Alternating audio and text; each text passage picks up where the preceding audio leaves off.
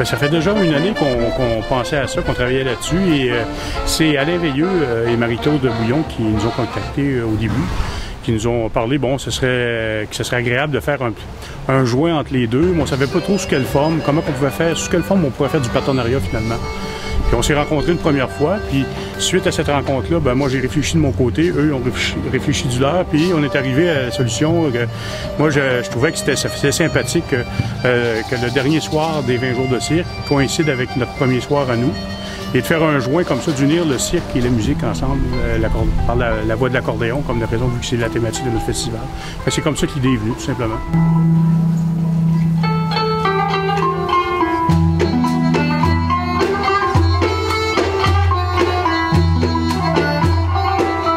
Bien, le trio Safar, premièrement, c'est Christian Mahez qui est à l'origine de cette formation-là.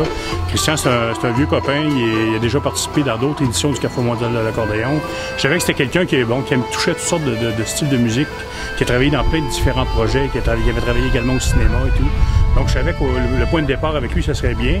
Puis je trouvais que sa nouvelle formation, le trio Safar, c'était musique orientale, avec Étienne aux percussions et Abdel-Halim au canoun, qui est un instrument extraordinaire où on peut entendre des quarts de ton et même des comas. Donc je me suis dit, bon, la musique orientale avec les chevaux, ça devrait bien aller. Fait que c'était ça le point de départ.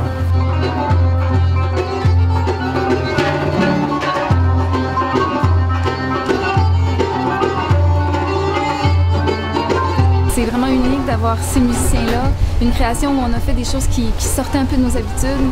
On avait vraiment envie de profiter de l'occasion pour aller complètement ailleurs, du coup on a pris des risques et puis on avait très peu de temps de travail, donc 6 jours seulement pour décider ce qu'on fait.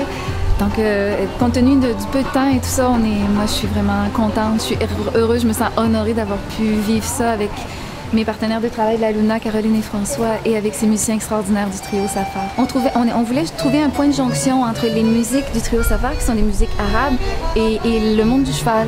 Et donc en cherchant, il y a un terme qui s'appelle la fawziya ou faraza, qui signifie en fait toute la culture du cheval dans le monde arabe.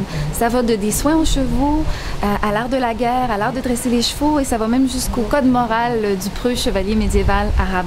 Donc c'était tout indiqué de s'inspirer de ce thème-là pour trouver notre point de rencontre entre eux, les musiciens, et nous, les cavaliers.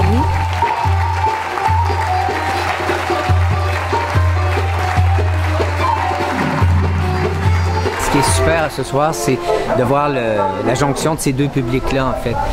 Le Carrefour de l'accordéon a un public qui est déjà développé, la Centaurée a un public qui est en train de développer, et puis ce soir, on a une salle qui est remplie, qui est composée de ces deux publics-là.